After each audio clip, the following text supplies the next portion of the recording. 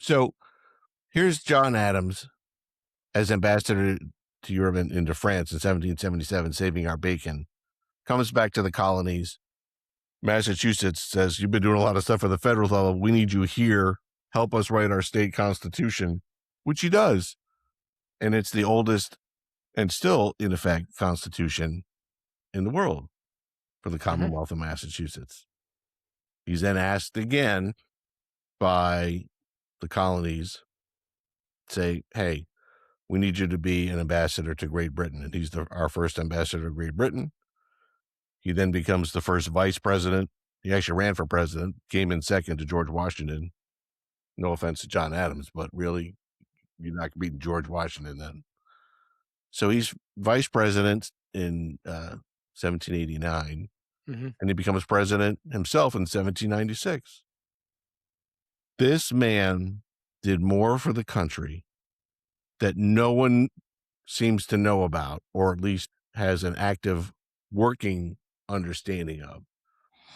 I think was it David McCullough, who was the author? He did an amazing biography of John Adams, and I know it's long, but anyone interested in colonial history, especially for John Adams, please do yourself a favor, go to your local library, go to Amazon, whatever.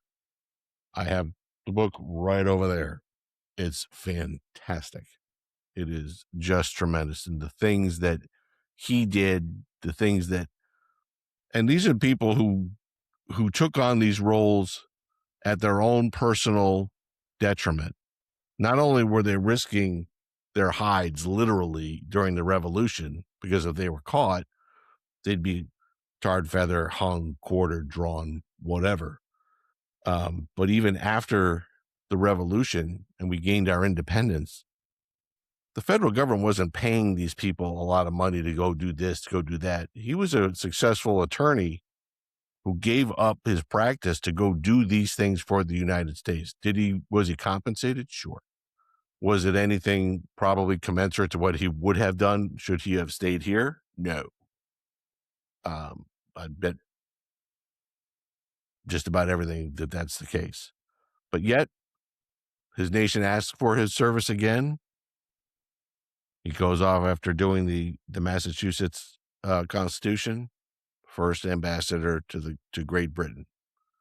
Helps George Washington in his foreign policy, although John Adams was particularly, he would write back to his wife, Abigail Adams, who is no slouch of her own, that their correspondence also was saved largely, and that's also tremendous to read.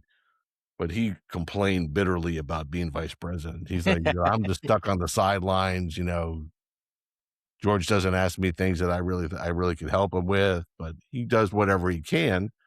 So he's a good wingman, but he believed that that the vice president should be more active than what it is, than the role that was created for. But that's always tough being that second player. And think about that, coming in behind George Washington. I mean, that's a tough act to follow right there. And from there, he manages by 3 electoral votes, and I know there aren't as many electoral votes then than there are now, but he won by 3 electoral votes over Thomas Jefferson in 1796. But his administration really was racked by a lot of infighting because Thomas Jefferson and James Madison and those folks really had a fundamental difference of opinion about how things were going. There was some overstep by John Adams with some of those Alien and Sedition Acts that were passed. But at the end of the day, he's number 2 on our list, and we just documented why. And again, we could go on for a long time, but we're on YouTube, man. There's like the certain sweet spot of a half hour, 40 minutes, and that's what we're gonna stick to. Right. I mean, just some other little known facts that I think are also important to know about John Adams.